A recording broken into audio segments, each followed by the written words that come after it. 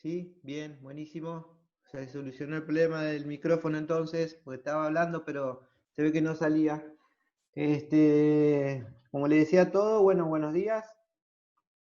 La modalidad de esta charla remota, similar a las anteriores si han concurrido.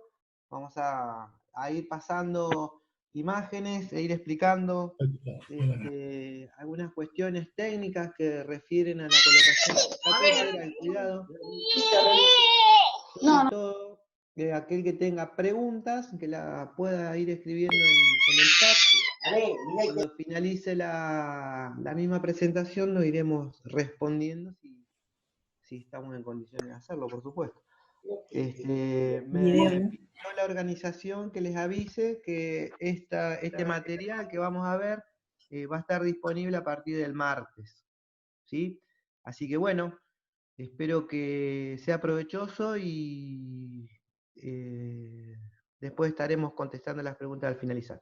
Listo, pasame la primera, por favor. Bien, yo me tengo que preguntar qué es un acceso vascular, ¿sí? Y por ahí encontramos muchas definiciones muy bibliográficas, muy académicas. Acá lo que tengo que saber, básicamente, que un acceso vascular es introducir un catéter en un vaso sanguíneo, ¿sí? Bien, yo de eso desprendo que esa introducción de ese catéter puede ser por una punción periférica, como observamos en este caso, ¿sí? Con un determinado grupo de pacientes, que se puede colocar un catéter por punción en un vaso de gran calibre,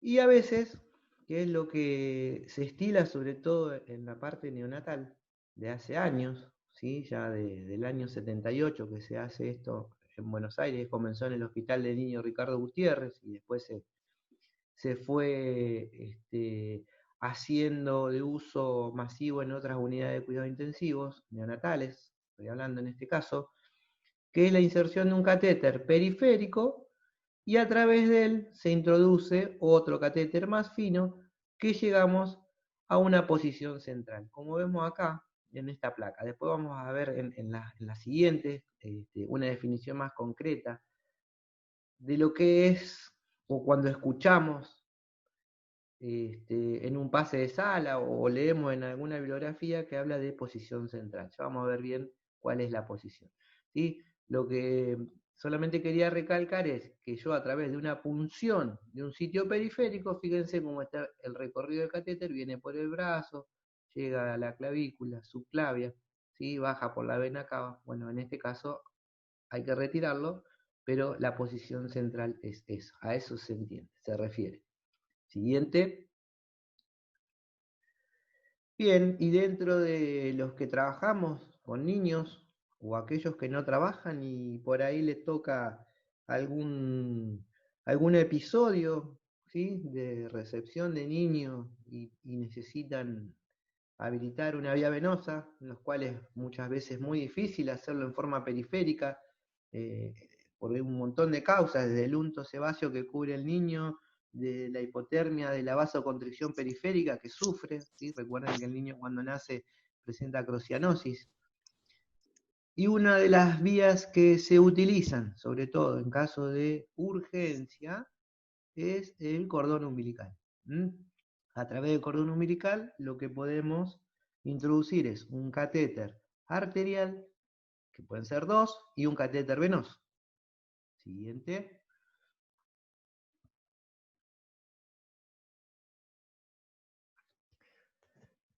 Para esto, recordemos la anatomía del cordón umbilical. Yo le decía que podíamos utilizar dos catéteres arteriales, ¿sí? Porque el cordón umbilical tiene dos arterias y una vena. En cualquiera de los dos uno puede colocar ese catéter arterial y por la vena el catéter venoso. El catéter venoso es un poco más grande de diámetro y el catéter que lleva es de otro calibre. Acá lo importante para recordar si alguna vez alguien utiliza este método o medio de infusión es recordar que siempre los líquidos se infunden por el catéter venoso. siempre. Esto es algo que no me tengo que olvidar y que tengo que tener siempre presente. Que yo todo lo que infundo lo voy a infundir por vena. En sala de partos, como es algo que se utiliza por ahí en un medio de urgencia, no se contrasta, porque en realidad todos los catéteres deberían contrastarse, ¿sí? Y ahora vamos a ver en una placa cuál es la posición ideal que tiene que tener un catéter umbilical. Pero bueno, estamos hablando ya de un catéter colocado en una unidad de internación que tiene una placa con una solución de contraste para ver dónde se posiciona ese catéter, ¿sí? Pero en una mesa de recepción, en sala de parto, si se utiliza, se introduce el catéter por la vena, 4 o 5 centímetros, a veces un poco más, hasta que tenga retorno de sangre. Una vez que tenga retorno de sangre, se lo deja ahí, se lo fija y por ahí se infunde, ¿sí? Por la vena. Siguiente. Acá le decía las placas, que por qué uno tiene que utilizar contraste, ¿sí? Porque debemos saber si ese catéter está bien colocado. Un paciente que está internado con un catéter umbilical, en este caso el venoso, siempre ese extremo distal del catéter, que sería la punta donde termina, tiene que superar el diafragma. Tiene que superar el diafragma y llegar a corazón. ¿Por qué la vía umbilical venosa es importante contrastarla? Porque si este extremo distal queda por debajo del diafragma, muchas veces una de las complicaciones que tiene es que se va al sistema porta, se va al hígado. Entonces, si se administran algunas soluciones muy irritantes, muy hiperosmolares o algunas drogas, puede ser contraproducente a la zona hepática. Entonces, por eso siempre tiene que tener una visualización el catéter. En el caso de la arterial, volvé por favor. Exacto, gracias. En el caso de la arterial, como en este caso, fíjense, siempre hace un rulo, es una de las diferencias que tiene con el catéter venoso, hace este rulo y sube, y el arterial no importa si está por encima o por debajo del diafragma, ¿sí? Porque tiene dos posiciones, y el catéter arterial se utiliza solamente para lo que es extracción de sangre, no para infundir líquidos. Siguiente, ahora sí.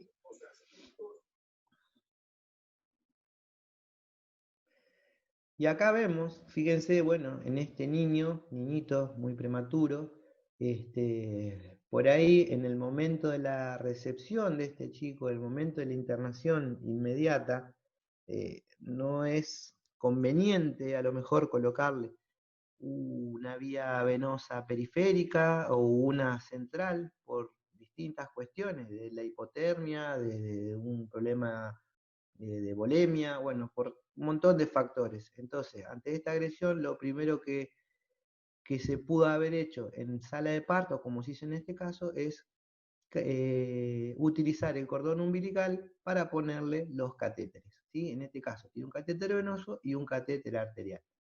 Vuelvo a repetir, por el catéter venoso solamente se infunden líquidos. Por el arterial se extraen.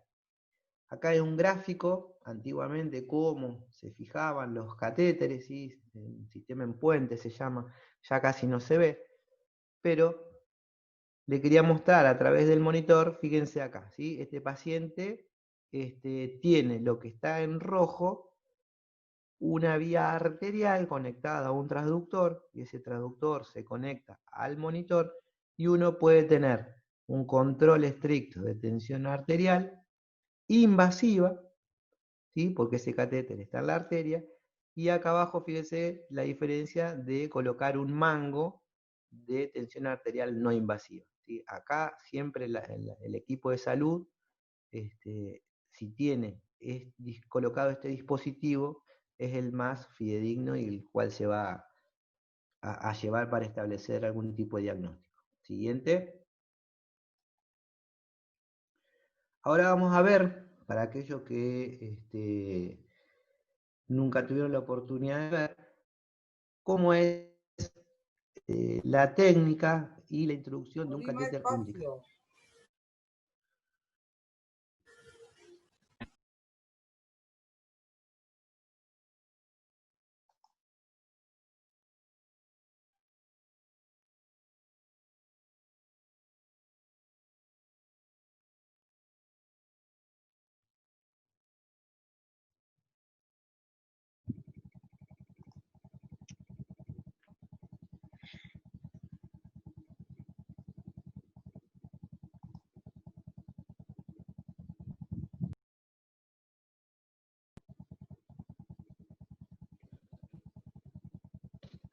Sí, ahí está. Bueno, la opción,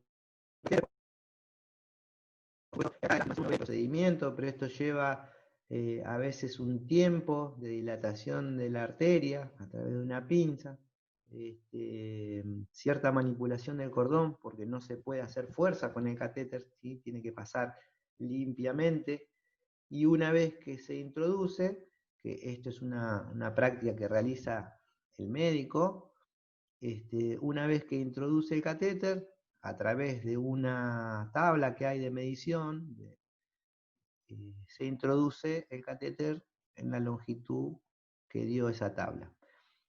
Los catéteres, una de las características que tiene es que están graduados por centímetros. Entonces uno cuando hace la tabla y se fija los centímetros que hay que introducir, se fija en el catéter y introduce hasta la marca deseada. Siempre es preferible pasarse unos centímetros, ¿por qué? Porque todo catéter que se coloca siempre hay que retirar, pero no introducir.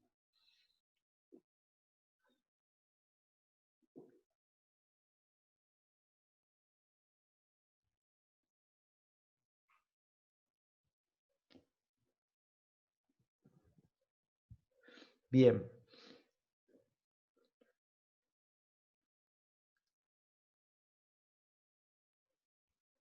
Vieron que siempre un video mostramos el éxito, ¿sí? Muchas veces no es tan fácil colocarlo, lleva un tiempo, por ahí se vuelve a cortar el cordón unos milímetros para volver a dilatar tanto la vena como la arteria.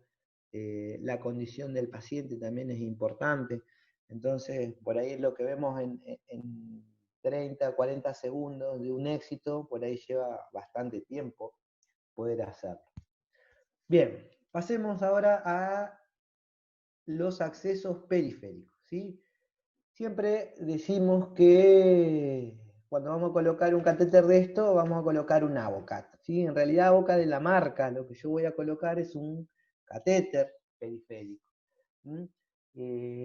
Vieron que hay colores, vieron que cuando uno los lee está con números, ¿sí? Y siempre encontramos la G, el 26G, el 24G, el 22, el 14, el 18, ¿sí? Ahora vamos a explicar después qué es esa famosa G. Hoy vemos, como en esta foto, un cambio en la tecnología de los catéteres de inserción periférica. Se está viendo mucho esto en los pacientes adultos, en los pacientes pediátricos. Yo calculo que en un momento ya va a estar disponible para todos. Y la diferencia que tiene este tipo de catéteres periféricos, que son monolumen y que tienen un puerto de doble entrada. Doble entrada es esto, y monolumen es que dos soluciones se van a mezclar en este trayecto y se va a introducir a través del torrente sanguíneo. En este caso, fíjense que el amarillo, el famoso 24, ¿sí? Que se utiliza en neonatología o en los lactantes pequeños, en este caso el paciente lo tiene colocado y, como se ve visiblemente, tiene conectadas dos soluciones que son compatibles. Si vemos que en el otro brazo tiene un sistema de los catéteres anteriores, en los cuales se usaban prolongadores, y que si se hace un estudio de costo, esto terminan siendo mucho más económicos, más limpios, más asépticos que los famosos prolongadores que vienen con tapones. Ya voy a explicar por qué. Siguiente. Bien, hay una escala, ¿sí? Que siempre manejamos, a veces por una cuestión empírica, pero bueno, importante saber qué es lo que estoy haciendo, y acá lo vamos a dilucidar. Es cuando escuchamos hablar de la famosa G, que son los gauge, que son el calibre que se mide en las agujas, que son inversamente proporcionales, porque a mayor número de gauge, más finita es la aguja. Y la otra, que habla de de calibre que generalmente los encontramos en las sondas o en algunos catéteres prominentes, ¿sí? Que es el French. El French es la escala externa y el gauge es la escala interna. Por eso siempre cuando vemos en los catéteres que dice el número y la G. Es lo que me está diciendo que es el calibre interno de la aguja. Siguiente.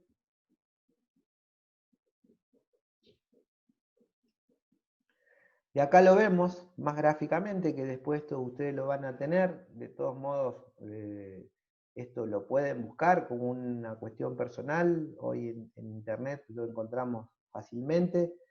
Que son el indicador del catéter por número en gauge, ¿sí? La anterior, ahí está, gracias. El número, le decía, en gauge de los catéteres, ¿sí? 24, que es el neonatal, que es el amarillo, ese que vimos en la foto. El 22, que es el pediátrico, es azul.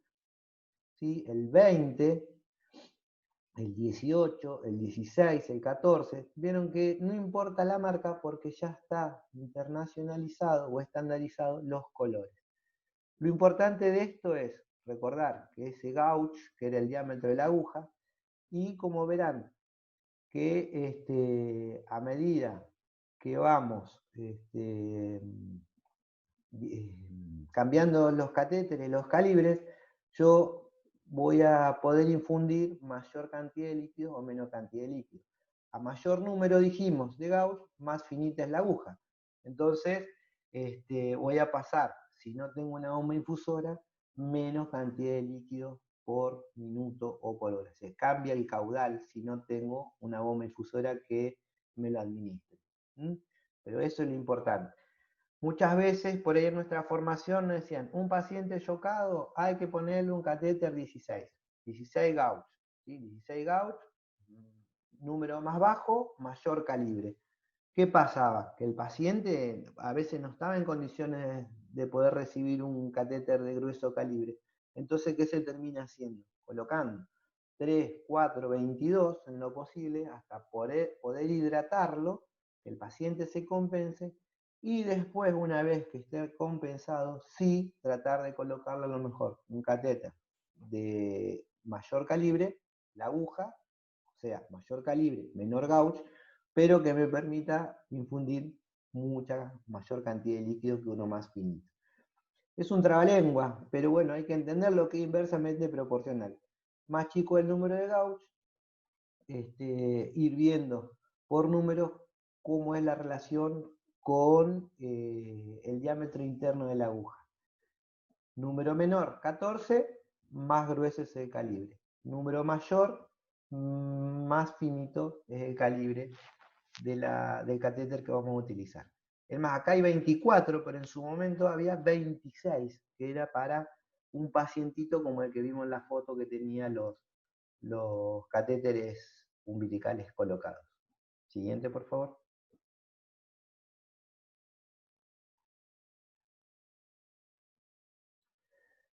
Bien, a ver si podemos pasar el video.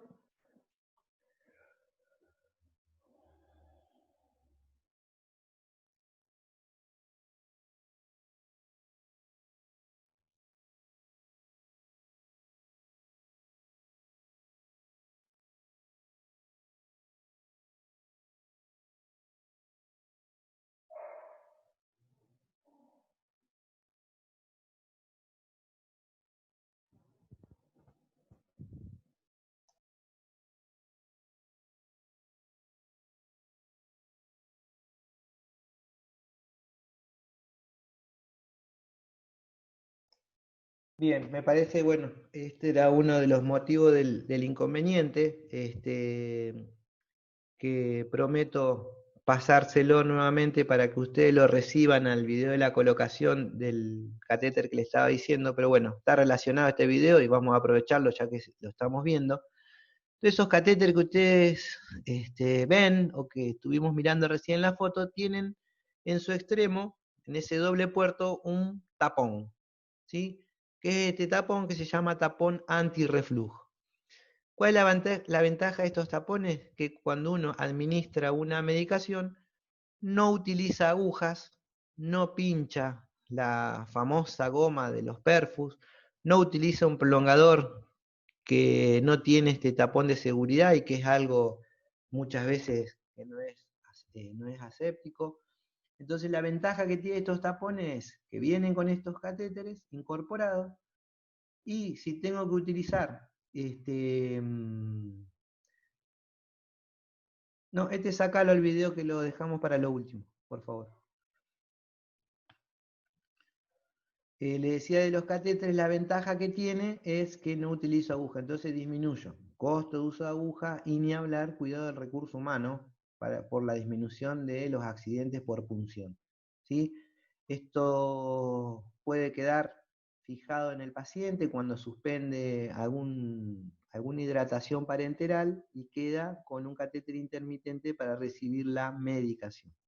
Pero bueno, después subsanaremos este problema a partir del martes, que yo le voy a enviar el video para que todos lo puedan tener en su computadora. Bien, la siguiente.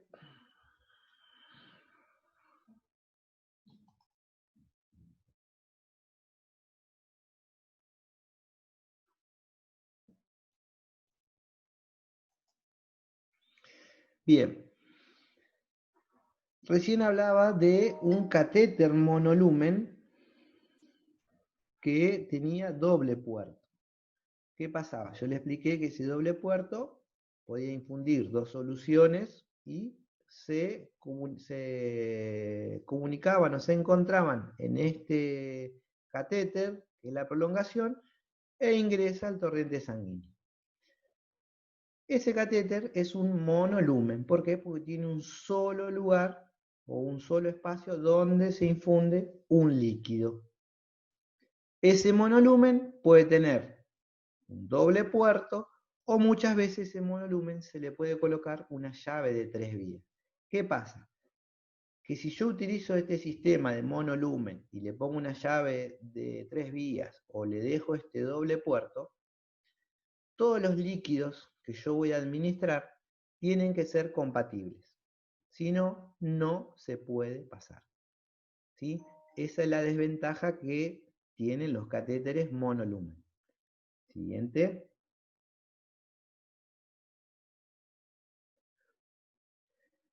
Y acá aparecen los doble o triple lumen, que como vemos en las fotos, ¿sí? Es un catéter que tiene 3 salidas, con la diferencia de que estos 3 catéteres son independientes y están envainados en un catéter, que es el que ingresa a la vena de buen calibre, de buen flujo. Entonces, ¿qué pasa?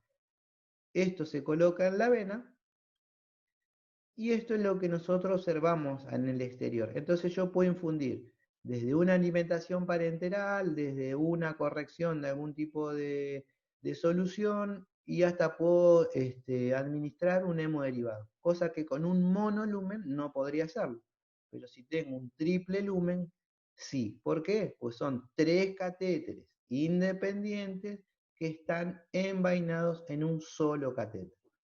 En este caso de 3, hay de doble, ¿sí? Como vemos en la foto, en este niño que tiene colocado un catéter comúnmente llamado los famosos Arrow, pero Arrow es la marca, por eso se dice catéter del tipo, ¿sí? Que son catéteres que se insertan por punción, y en este caso tiene este catéter con una doble salida para administrar los líquidos. Siguiente.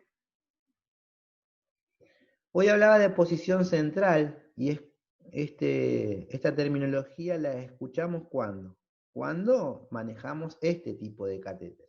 Entonces yo puedo decir, y mirá, hice una punción periférica y le coloqué un catéter y llegó a posición central. ¿Puede ser posible eso? Sí, puede ser. ¿Sí? Lo que hablábamos hoy de catéter de inserción periférica con la introducción de un catéter que termina en la posición central. ¿Qué es la posición central? Cerca de la entrada de la aurícula. Por eso muchas veces confundimos y decimos, ¿tiene una vía central? Sí, porque la tiene puesta en la yugular. Y eso no tiene nada que ver el sitio de punción. Yo tengo que hacer hincapié en dónde termina ese extremo distal del catéter.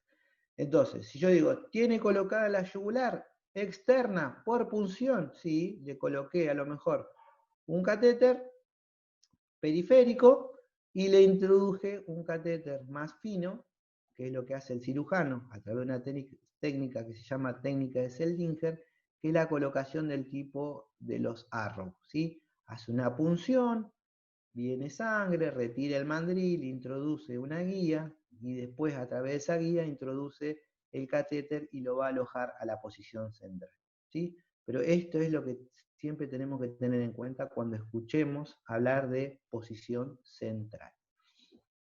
Bien, siguiente.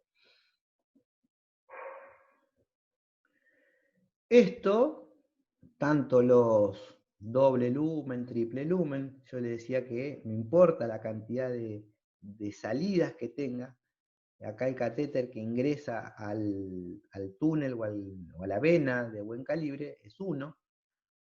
La fijación varía en qué aspecto.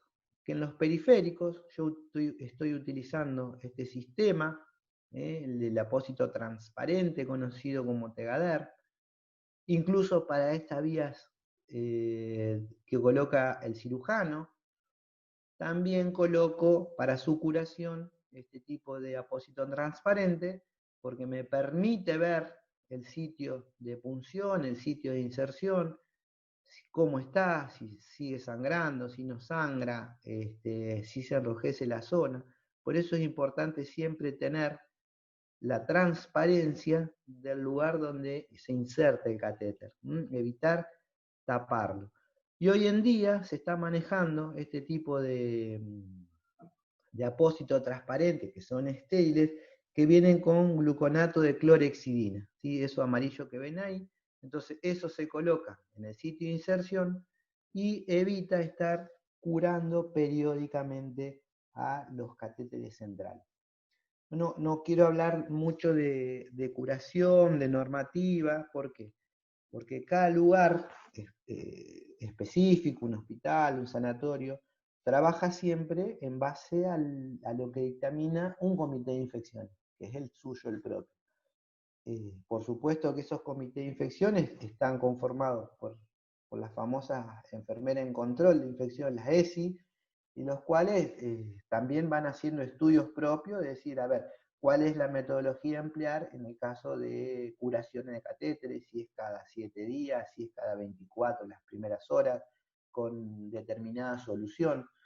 Hoy utilizamos, en este caso, como yo le decía, esto que viene comercialmente, que es el gluconato de clorhexidina en el apósito. El que no lo tiene utilizará iodopovidona. Esa iodopovidona, cada lugar tiene distintas formas de fraccionado. Hay quienes lo fraccionan en botellita y lo cambian cada 24 horas, otros cada 48. Todo depende del estudio epidemiológico de cada lugar de trabajo, ¿sí? Pero simplemente quería mostrarles esto, de cómo se está fijando con esta nueva tecnología, que si uno lo ve y no lo tiene, dice, bueno, no lo compran en donde trabajo porque es caro. En realidad, bueno, esto es un estudio de costo, costo-beneficio, de ver que uno mientras menos manipula una herida, un sitio de punción, tiene menos riesgo de infección. Si yo tengo mayor riesgo de infección, ¿qué estoy haciendo? Prolongando la estadía del paciente, aumentando el costo en antibióticos, aumentando el costo en guantes, en jeringas, bueno, y así sucesivamente. Siguiente. Y acá tenemos bien detallado ese video que veíamos y lo van a tener a partir del martes, ¿eh?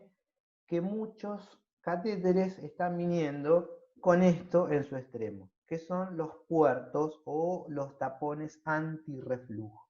Tiene esta forma donde uno coloca una jeringa, el pico de la jeringa, esto se hunde, uno la gira en el sentido de la aguja del reloj y la jeringa queda trabada. Entonces, ¿qué pasa? Eso me permite a mí administrar la medicación que tengo que administrar sin estar utilizando ningún dispositivo de punción. Y como les decía hoy, disminuyendo también el riesgo de tener un accidente.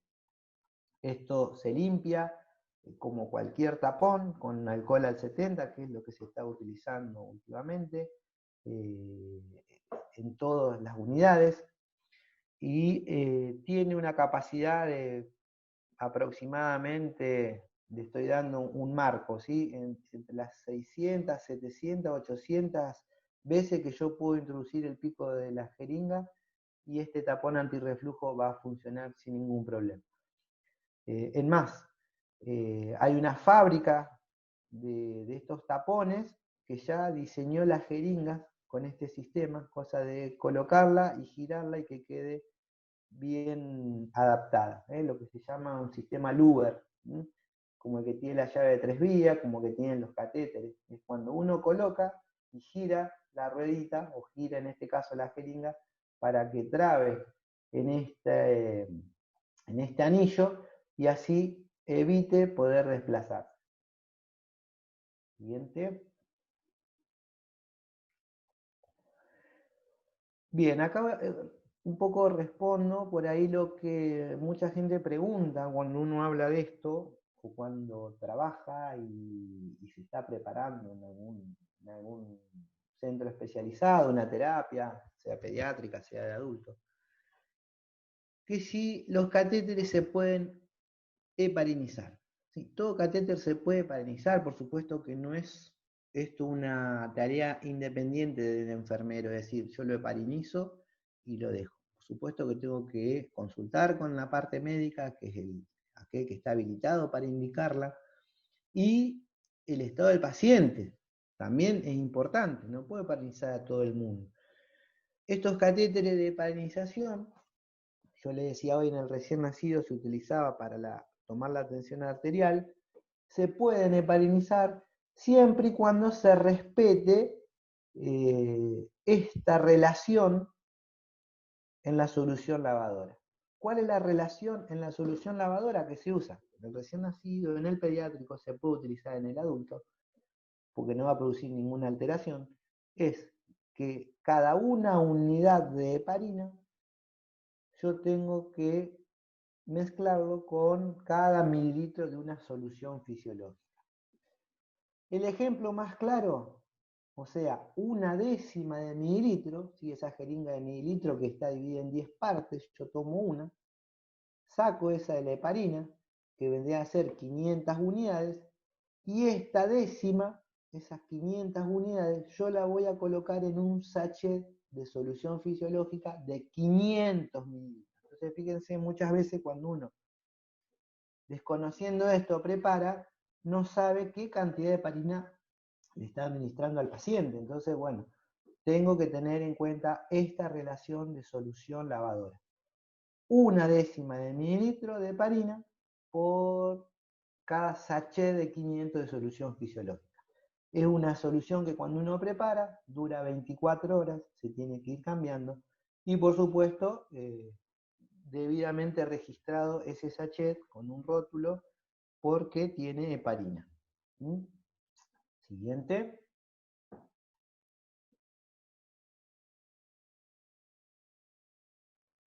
Bien, otro de los accesos vasculares que tenemos acá es el percutáneo, utilizado, le decía hoy, en el ambiente neonatal. ¿Sí? Esto tiene una historia desde el año 78, que lo empezó a hacer una enfermera con un médico en el Hospital de Niños de Buenos Aires.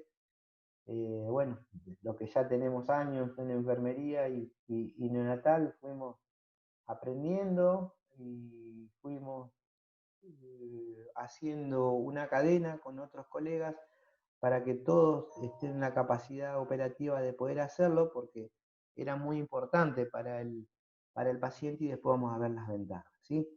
Pero bueno, una definición técnica de acceso vascular percutáneo o también de los catéteres de inserción periférica que quedan en nivel central es que se introduce un catéter o una punción directa de una vena, no dice cuál, que permita su ubicación en posición central.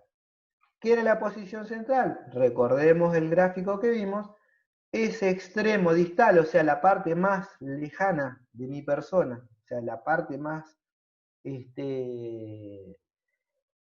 lejana del catéter, tiene que estar cerca de la entrada de la aurícula.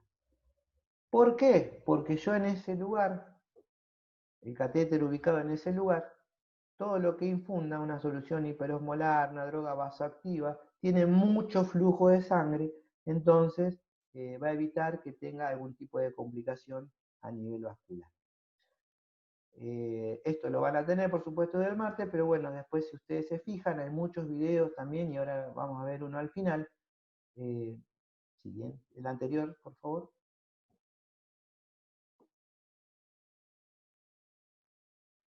Bien, gracias. Van a ver que esto viene en las cajas de colocación de este tipo de catéteres que venían las secuencias de cómo se introduce, ¿sí? Desde la posición del paciente, que se utilizaba una aguja del tipo Batter, número 19, se introducía el catéter una vez que yo tenía retorno de sangre, se retiraba este catéter a través de un dispositivo que tenía de rosca y tenía que sacar la aguja porque si no el movimiento me pinchaba el catéter. Hoy vamos a ver que esta tecnología también cambió para disminuir el riesgo de pinchadura de los catéteres que son de silicona. Siguiente, por favor. Bien. Y estos que son tan chiquitos, de un diámetro muy pequeño, también empezaban a venir de la forma como que vienen los de tipo Arrow, que son más gruesos, doble lumen. Entonces, ¿qué me permite esto? Que yo hago la punción de esa vena, que es de un calibre moderado, y puedo introducir este catéter y puedo infundir dos soluciones a través de un solo catéter. Al ser monolumen, o sea, son dos catéteres independientes que están unidos en un solo catéter, estas infusiones que yo realizo por un lado y por el otro, solamente se van a mezclar a la salida en el torrente sanguíneo. O sea que en ningún momento están en contacto, desde acá, desde los prolongadores hasta dentro del catéter, sino que solamente van a estar en contacto cuando se encuentren en el torrente sanguíneo. Y ahí se desparraman y evita algún problema de incompatibilidad. El monolumen, que en este caso, fíjense, es lo que tenía el dibujo, el que utilizaba un Batter 19, que tenía que desenroscar este sistema para poder sacarlo, hoy se ha mejorado y vienen lo que se llaman los introductores pelables. ¿Qué significa? Que, como vamos a ver en el video, yo coloco este catéter una vez que viene sangre, retiro el mandril, empiezo a colocar el catéter y una vez que el catéter esté colocado, esto verde, que es lo pelable, lo voy a extraer y lo voy a abrir y el paciente queda con el catéter colocado y sin ningún elemento que me lo pueda cortar. También cambió la tecnología de su confección, sigue viniendo por supuesto, ¿sí? Los de Silastic, y hoy el nuevo material que vienen se llaman poliuretano biomédico. Siguiente. Bien, ¿qué características tienen este tipo de catéter? Bueno, las longitudes, ¿sí? Vienen en este caso del monolumen, acá tienen un ejemplo, monolumen, tiene una sola entrada, una sola salida, no puedo poner soluciones incompatibles. Esto tiene marcas de referencia, uno también tiene una técnica de medición desde dónde lo coloca y a dónde quiere que llegue. El elemento por el que está confeccionado. El catéter es radio opaco, fundamental. Hoy recuerdan cuando empezamos la charla que hablábamos de catéteres arterial y venosos, que una vez que el paciente esté internado se le hacían placas de contraste. Bueno, a estos también, porque es importante saber dónde quedan ubicados. Siempre, por ejemplo, hay lugares que ya tienen la normativa que una vez colocado el catéter, se le hace la placa de contraste y una vez obtenido el resultado, recién comienza la infusión de líquido. En este caso el monolumen tiene un introductor fijo y puedo pasar una sola solución. Doble lumen, fíjense acá, tiene muy bien definido en esta foto lo que es el doble lumen. ¿Se acuerdan que tenían dos chicotes de entrada? Que yo le decía que esos dos no se encontraban en ningún momento, sino salvo en la salida. Bueno, en este caso el orificio distal que tiene es central, ¿sí? Y ahí tienen un lumen, está la separación y está el otro lumen. Es decir, que las soluciones adentro del catéter nunca están en contacto. Por eso se puede hacer la infusión de dos soluciones que son incompatibles. Un ejemplo, si un paciente está goteando o se le está administrando dopamina, se le indica una corrección con bicarbonato, la dopamina y el bicarbonato son incompatibles, pero bueno, con este catéter yo lo puedo hacer tranquilamente porque en ningún momento se están uniendo, ¿sí? Siguiente.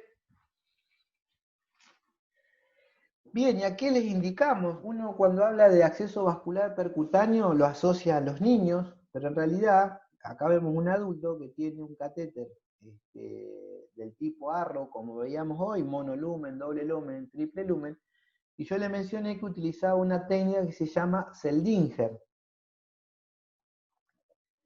La técnica de Seldinger que la hace el médico, que utiliza un introductor, una guía, es por punción.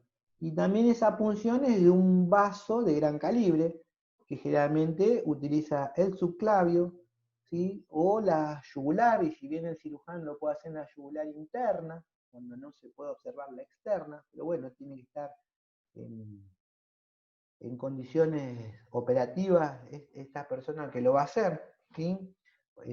Ahora después vamos a ver qué desventaja tiene. Pero bueno, mi pregunta es, ¿a todos los chicos le hago, a todos los pacientes le hago esto? ¿Es bueno para todos? Y hay que tener ciertos recaudos. Primero, se le hará a aquel que necesite una vía venosa segura. ¿A qué se refiere esto? Que sea una vía venosa que pueda soportar algún flujo mayor de lo normal de glucosa, de una solución hiperosmolar, que cuando la necesite la puedo utilizar y que no esté dependiendo si es una vena de muy fino calibre. En algunas cuestiones también la alimentación parenteral, por más que diga que se puede pasar por una vía periférica, lo ideal es que toda esta alimentación pase por una vía central. Mayormente una nutrición parenteral tiene un alto flujo de glucosa, entonces siempre es preferible pasarlo por un catéter de estas características que esté ubicado en posición central, también desde el punto de vista infectológico, ¿sí? La infusión de las drogas vasoactivas, como le decía, una dopamina, o una corrección de bicarbonato, o una corrección de calcio, si yo la hago por una vena de muy bajo calibre y que tengo un flujo bastante lento de sangre, me va a aumentar el riesgo de hacer o una flebitis o un infiltrado que termina con una quemadura dérmica, quemadura muscular, una lesión vascular importante. Bueno, la parenteral relacionada a un ayuno prolongado, por supuesto, y en este caso específico de los recién nacidos pretérmino, mientras más pequeño sea, más día de internación va a necesitar alimentación parenteral, va a necesitar flujos de glucosa alto, entonces necesita sí o sí un catéter de estos para no estar punzándolo reiteradamente. ¿Cómo tiene que estar el paciente? ¿Sí?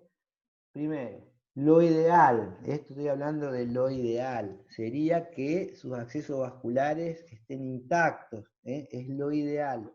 Pero bueno, esto es una cuestión de estrategia también nuestra de enfermería, porque si yo veo que hoy no es un día para punzar para mí, y ya después del tercer intento veo que no tengo éxito, no me tengo que ensañar en querer colocarlo, sino llamar a otro y que lo haga. Y eso también es importante a veces no estamos en condiciones de punzar por diferentes motivos. Entonces, lo ideal sería que venga otro y lo haga, pero no romper todo lo que es las vías venosas para que después se haga más difícil encontrarlo. El paciente debe estar compensado hemodinámicamente, colocar una vía central no es una urgencia. La normotermia es fundamental y lo que se utiliza muchas veces en el caso de la colocación de catéteres del tipo Arrow o del percutáneo Calava de los niñitos es colocarles parches de anestesia local, ¿sí? Se conocen como EMLA. Bien, es una cremita que se coloca en la zona punzar, se le coloca un apósito transparente del tipo del Tegader encima y con eso se espera entre 20 y 30 minutos, entonces cuando uno va a punzar, disminuye el umbral de dolor que causa la punción para colocar el catéter, ¿sí? Siguiente. Fijaciones adecuadas, curaciones, también son preguntas que nos hacemos siempre y le decía yo que no me iba a detener en algo exclusivo, ¿por qué? Porque, vuelvo a repetir, cada lugar tiene sus protocolos, hoy una palabra que está muy de moda, los protocolos, de cómo tratar este tipo de catéteres. Yo lo que voy a hacer mención es un marco, ¿sí? En referencia a todo lo que se puede llegar a estar usando. Primero, saber que este tipo de catéter, el que veíamos, el del percutáneo, el de Silasti, el de material biomédico, no lleva sutura, ¿sí? Es el que le hacemos a los niños, no lleva sutura. Se le coloca un apósito transparente, como lo vemos acá en la foto, ¿sí? Para ver cómo está la zona, para ver si sangra. En algunos lugares la normativa es colocar una gasa estéril, 48 horas. Pasadas las 48 horas se vuelve a retirar este apósito transparente, se cura la zona y se deja el apósito transparente solo, sin gasa. Bueno, después de las curaciones, vuelvo a repetir, cada lugar tiene su protocolo emanado desde el comité de infección. ¿Sí? Siguiente. ¿Qué ventaja y qué desventaja tiene esto? ¿Sí? Las ventajas, bueno, esto es una palabra que por ahí los profesionales más jóvenes no la han escuchado nunca, pero antiguamente cuando se pedía la colocación de un catéter que termine ese extremo distal en la posición central, el médico pedía una flebotomía. Entonces venía el cirujano o bajaba el paciente a quirófano, se tomaba una vena de buen calibre, se hacía una ligación, se pasaba el catéter a través de la vena de un corte, pero esta vena se la ligaba y una vez que se retiraba el catéter no se podía utilizar más, ¿sí? Se cortaba el flujo de sangre, ya empezaba todo lo que es la periferia, pero bueno, hoy casi ya no se ve. Yo diría que un 99,9% no vemos más flebotomías. Otra de las ventajas de este sistema es que puedo recuperar la vena. Yo coloco este catéter por punción, lo tengo que extraer por X motivo y a la semana esa vena la puedo ocupar de nuevo, utilizando una punción. Tengo menor riesgo de infección porque no voy a estar pinchando o punzando reiteradamente al paciente. Es un procedimiento rápido y efectivo, ¿sí? Si se hacen las condiciones que dijimos que tiene que estar el paciente. Puedo acceder a la posición central, no importa el lugar donde punce e introduzca. Un ejemplo, punzo el dorso de la mano y empiezo a hacer progresar el catéter y puedo llegar a la posición central.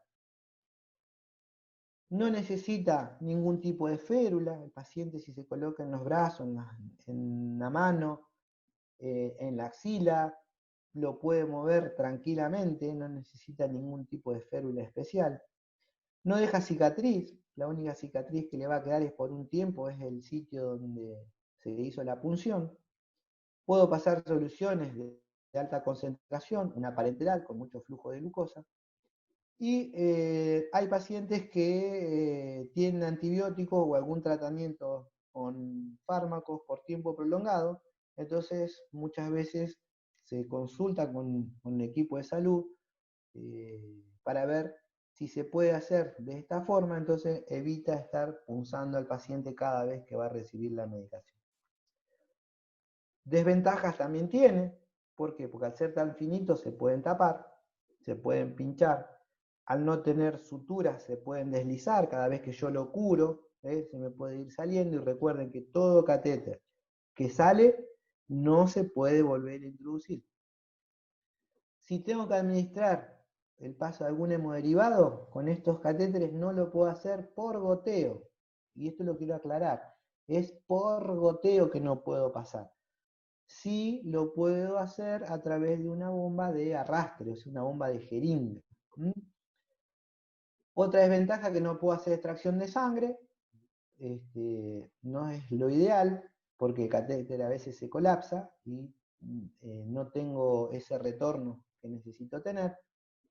Y está restringida la administración de medicación en bolo. Al ser un catéter muy finito, si yo hago mucha presión, tiende a romperse, y si se rompe va a quedar dentro del sistema vascular. Entonces ahí es un problema. Sí, cuando voy a hacer alguna medicación, incluso a veces hasta de urgencia, necesito utilizar una bomba infusora, con un tiempo y una determinada presión de administración constante, que eso me lo da una bomba. Siguiente.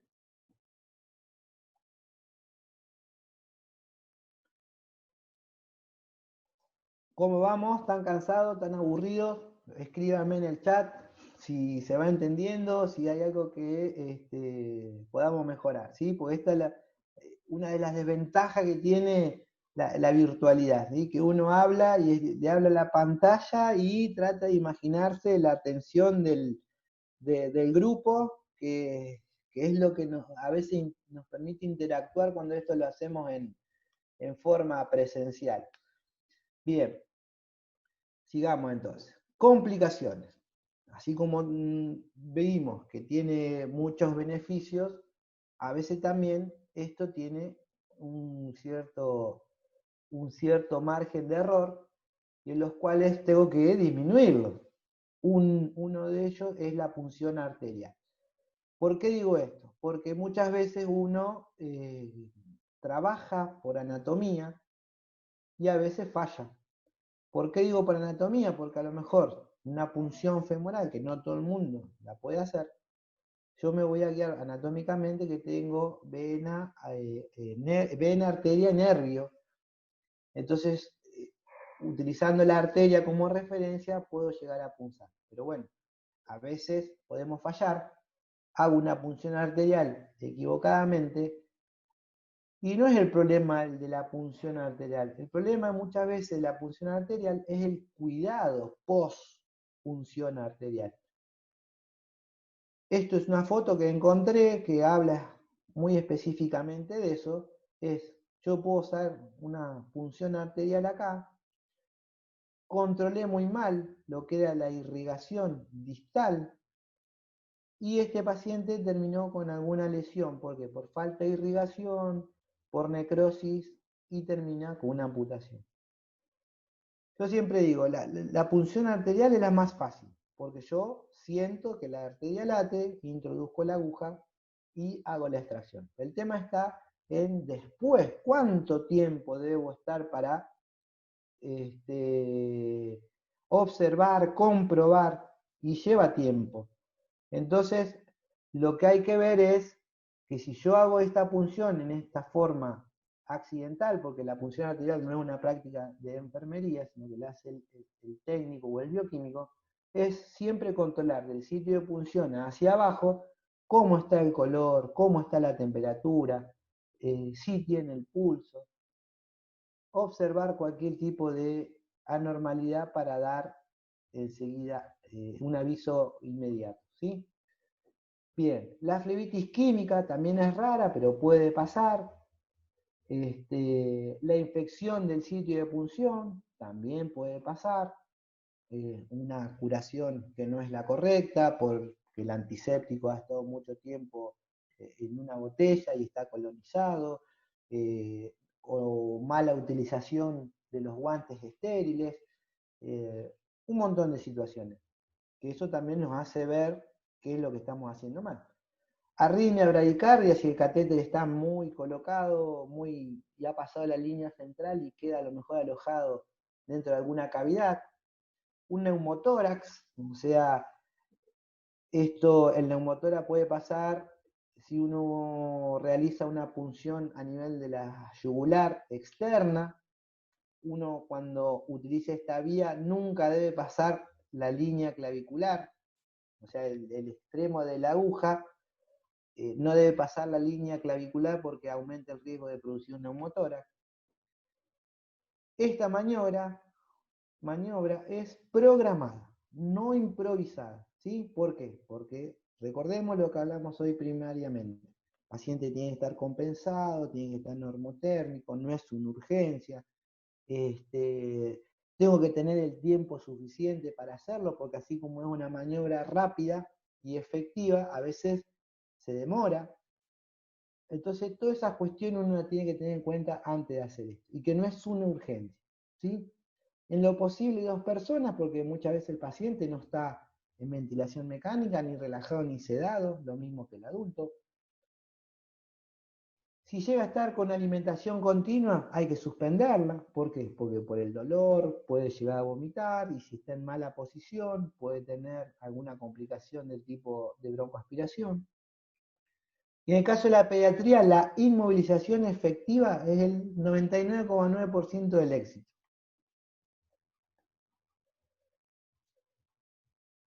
Le voy a hacer a ese RNPT. RNPT es recién nacido pretérmino, ¿sí?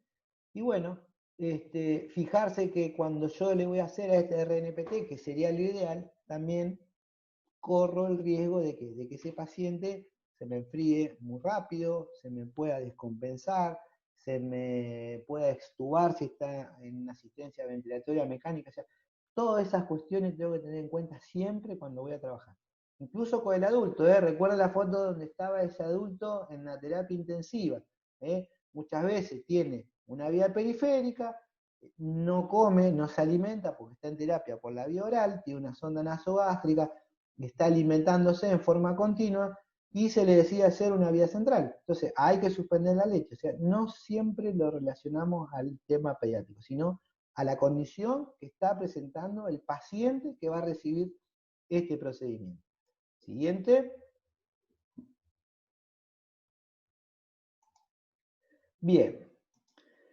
Fíjese acá, le muestro este tipo de jeringa, este tipo de bomba de infusión. Hay bomba de infusión volumétrica y están las de presión.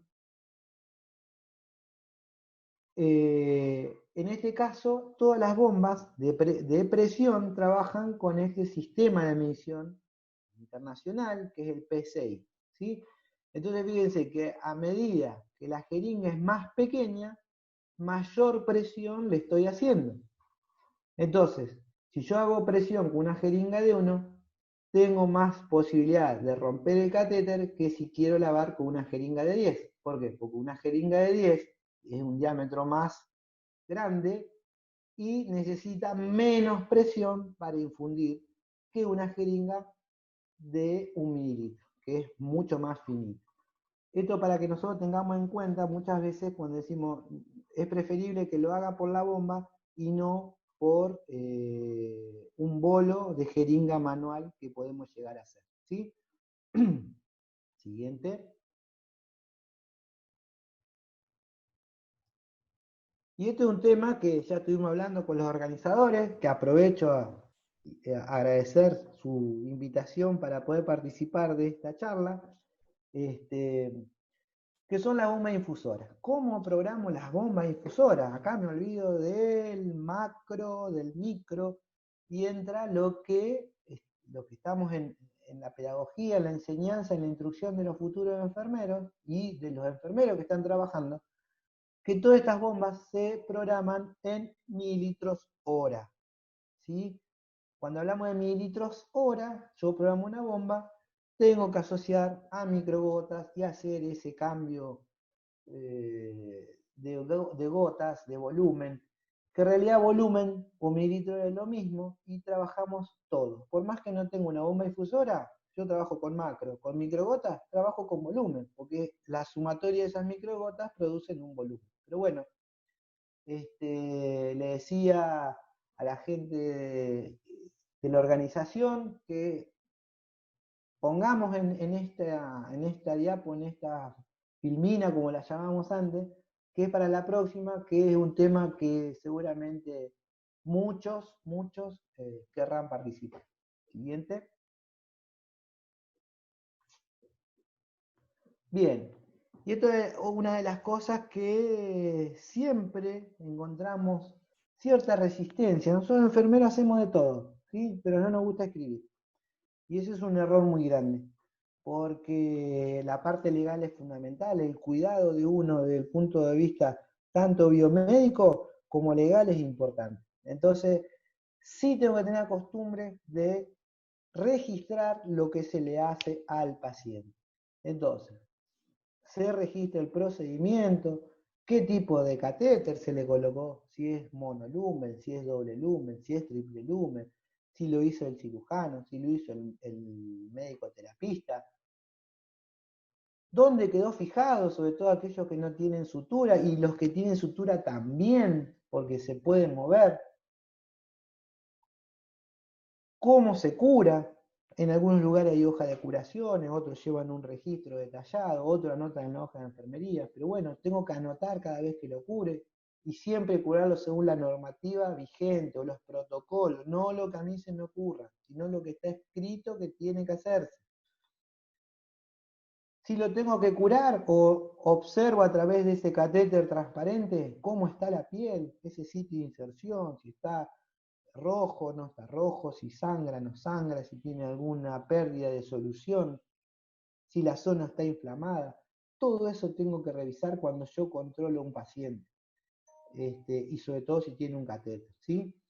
Y en el caso de la colocación, bueno, fijarse en los protocolos si necesita esa radiografía antes de empezar a utilizar.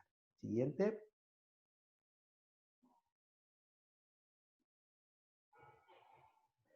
La ley de ejercicio profesional, no me voy a detener mucho, simplemente lo quería mencionar para que vean que cuando uno habla de esto también tiene que tener en cuenta el marco normativo legal vigente, ¿sí? Cada lugar tiene su especificidad, cada lugar trabaja de acuerdo a diferentes normativas, siempre dentro del campo legal correspondiente. Esto de todos modos lo van a tener, aquellos que lo quieran buscar, está el número de la ley, si la quieren leer, que en realidad no deberían querer, sino deberían leerla, porque es lo que a nosotros nos marca la jurisprudencia de nuestra labor profesional. Siguiente.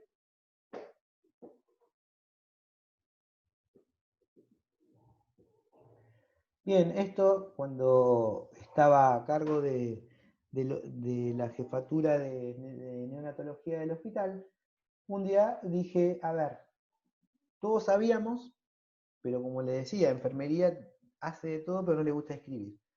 Y tampoco somos muy partícipes de lo que son las investigaciones porque tampoco nosotros las fomentamos. Entonces un día dijimos, a ver, ¿qué pasa? ¿Cuáles son los lugares donde más se colocan? ¿Cuántos días duran? Siempre trabajamos sobre números externos, sobre todo bibliografía de otros hospitales pediátricos, pero bueno, en el año comenzamos una parte del 2015 para tener una muestra y sí, ya en el 2016 hicimos todo un año completo y nos dio este resultado para que se fijen.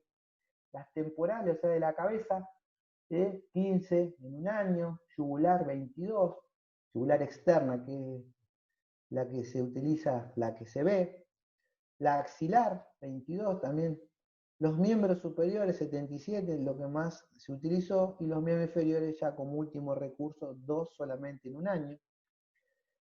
Total de catéteres colocados en pacientes menores de 1500 y mayores de 1500, ¿sí?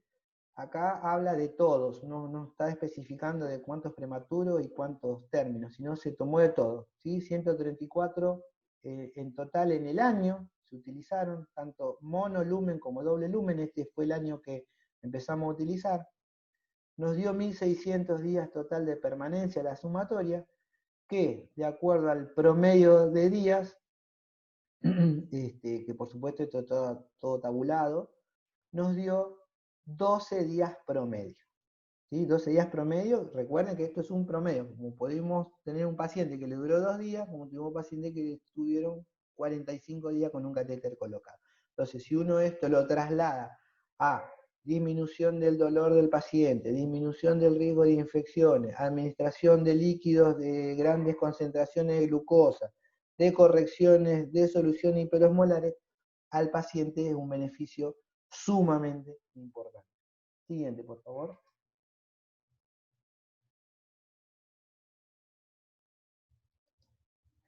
Bien, 2017, este ya es lo último, por eso habla de fuente de registro diario de conducción, porque todos los días se controlaban las planillas, luego cuando el paciente se iba de alta se cerraban y se sacaban los números, pero acá ya se hizo de acuerdo a los pesos, ¿sí? Mayor de 1500, menor de 1500, fíjense la cantidad de elementos utilizados, tanto monolumen como doble lumen, nos daba este año, el 2017, dio un promedio de 9 días, 8 días con 50, 9 días en el total del año, ¿sí? Pero bueno, acá ya se fueron separando ya por peso, ¿sí? Ya era algo más específico y se tomaba la cantidad del promedio de pacientes internados por mes. Siguiente, por favor. Le decía lo del introductor pelable, es lo último que se está utilizando cuando uno coloca un catéter. Este catéter viene con un mandril metálico, que es el que nos permite punzar, que es el que sobresale, igual que un catéter periférico. Una vez que se introduce, se retira, queda esta vaina dentro de la vena, y es lo que me permite ser de guía del catéter cuando se introduce. Una vez que se introduce la medida deseada, por eso era importante que esté graduado por centímetro, uno hace compresión por delante de este catéter y lo empieza a retirar. Una vez que se retira, se abre y el paciente queda con el catéter colocado y sin ningún otro dispositivo. Esos son los introductores pelables. Después lo van a ver en el video y cuando lo tengan en su casa más tranquilos, lo van a poder apreciar correctamente y más detenidamente, poder pararlo las veces que quieran. Siguiente, por favor. Bien, hablando del video, fíjese acá en lo que yo le decía, este es una foto, ¿sí? A tiempo real de la colocación de este tipo de catéter. Fíjese el tamaño, en este caso la mano del paciente. Esto es una técnica totalmente quirúrgica, pues la introducción de un catéter. ¿Sí? Pero bueno, en el video vamos a ver, yo a medida que va pasando voy a ir comentando algunas cuestiones técnicas. Bien, llevamos 1 hora 10 hablando casi, espero no cansarlos. Pero ya estamos terminando.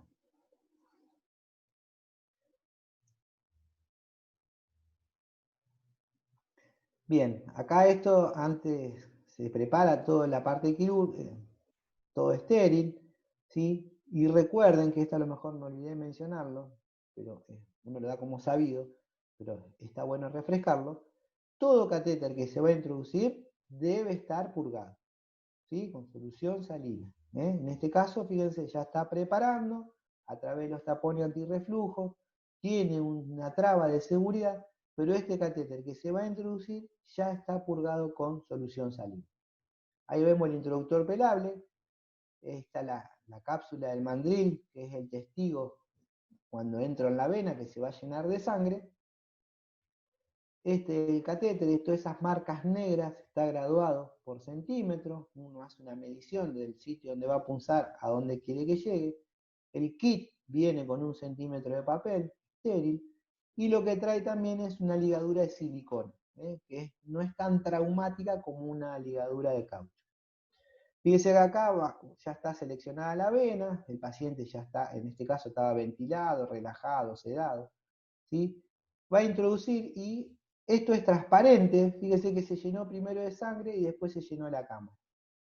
La misma técnica de introducción de un catéter periférico, es decir, no llevar el mandril al fondo, sino que una vez que vino sangre, yo introduzco, en este caso, el teflón de la guía y voy retirando el mandril.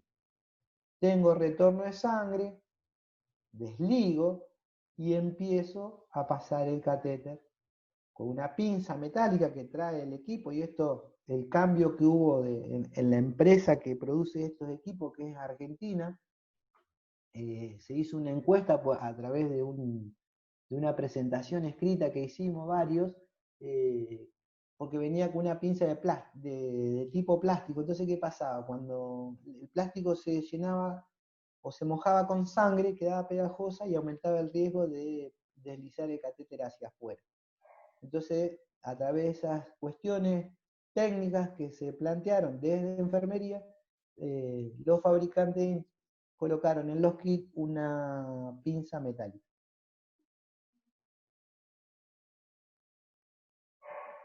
Ahora se ve medio lento por la resolución, pero bueno, después en su casa ustedes con este material lo van a ver casi a tiempo real. Sí.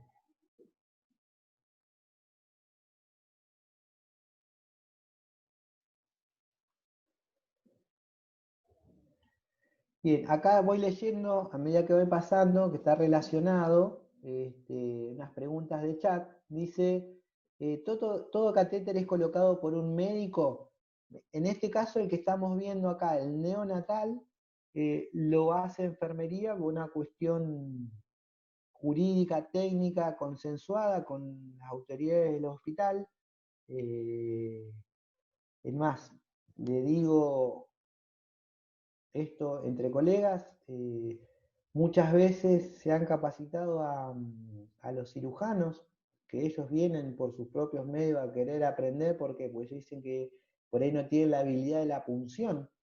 Entonces vienen y nosotros hacemos la punción, les explicamos el procedimiento, y así disminuyeron también las cantidades de pacientes que bajan a quirófano para hacer una vía central, sino que vienen al servicio y lo pueden realizar cuando nosotros no podemos, porque muchas veces recibimos pacientes que ya vienen con muchas punciones y es muy difícil colocarla, entonces el médico ya utiliza la yugular interna, la subclavia o la femoral, y utiliza este método, ¿sí?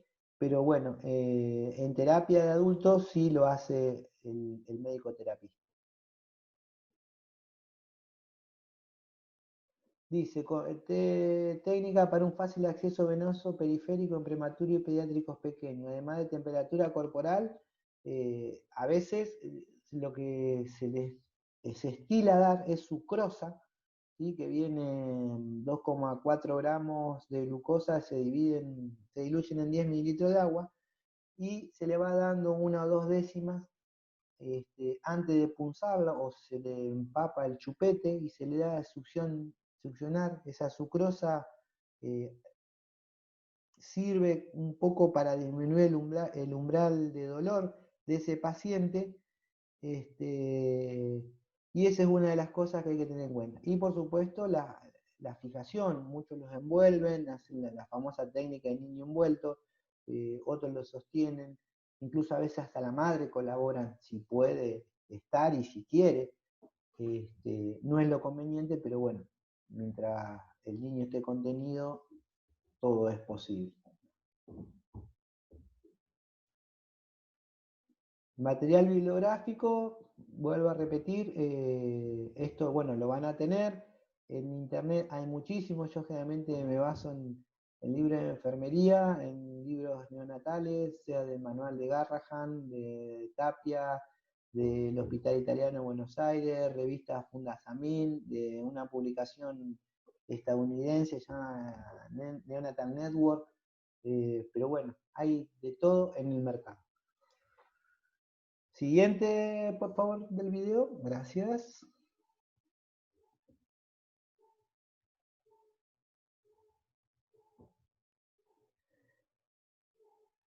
Bien, llegamos a su fin.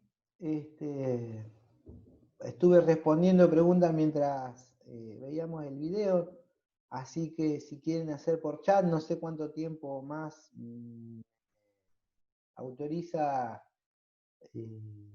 la gente de la organización. Espero que les haya sido útil. Recuerden que esto es un marco, recuerden que lo que uno habla no es la verdad absoluta, sino que es una mirada científica, técnica, de los procedimientos que realizamos.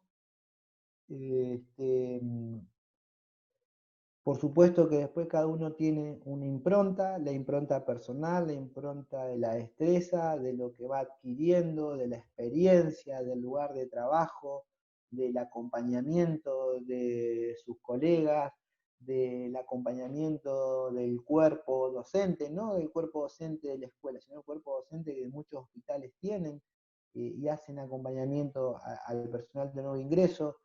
Esto no es de un día para el otro, esto lleva tiempo, lleva a adquirir. Yo siempre digo, si hago algo, debo saber por qué lo hago. Debo tener ese acompañamiento científico. Es como trabaja un profesional. Un cirujano no opera porque a él se le ocurre de una forma, sigue protocolos, sigue técnicas. Nosotros también debemos hacer lo mismo. ¿Sí? Si a mí me dicen aspirar al paciente, y yo tengo que ver si realmente necesita que lo aspire. Entonces, no me puedo guiar por algo empírico, decir, no, aspirarlo por las dudas. No, tengo que ver si realmente, ¿por qué? Porque estoy invadiendo al paciente, estoy aumentando el riesgo de infecciones, aumentando el riesgo de hipoxia. Pero bueno, esto es estudio, como yo siempre digo, y no es que sea un cargoso o un hincha, es que nosotros somos profesionales y tenemos que comportarnos como tal. Y eso es fundamental para que nosotros podamos sentirnos integrados como profesionales dentro del cuerpo de salud. Que lo que realmente diga se valide porque tengo la fundamentación científica, académica y demuestro lo que quiero hacer. Dice, ¿hay algún curso de farmacología neonatal? No, curso, bueno, eso debería fijarse en internet. Lo que sí hay, a lo mejor, muchos videos dando vuelta de dosificación, de técnica, de procedimientos, de cómo sacar un cálculo. Pero cursos de farmacología, la verdad que desconozco, ¿sí? Pero bueno, yo le dejé la invitación a futuro de estos mililitros hora, de estas macro, de estas micro, sobre todo porque hoy, en conjunto con la parte médica que se está recibiendo, todas las indicaciones se están haciendo en miligramos para la medicación y en mililitros o volumen horario para la administración de líquidos. Bien, bueno, voy cerrando. Vuelvo a recordar lo que me dijo hoy la gente de la organización. Esto a partir del martes ya va a estar disponible para ustedes. Y bueno, estamos en contacto. Cualquier cosa le comentan a Marcelo, algún tipo de inquietud que yo lo puedo responder. No me digan ya, pero bueno, en algún momento lo voy a estar haciendo. ¿Y ahí vos te querés ver o no? No. Entonces, Estoy con muchas actividades, pero bueno, siempre me gusta responder las consultas de los colegas. Así que tengan todos un buen fin de semana y hasta la próxima. Muchas gracias.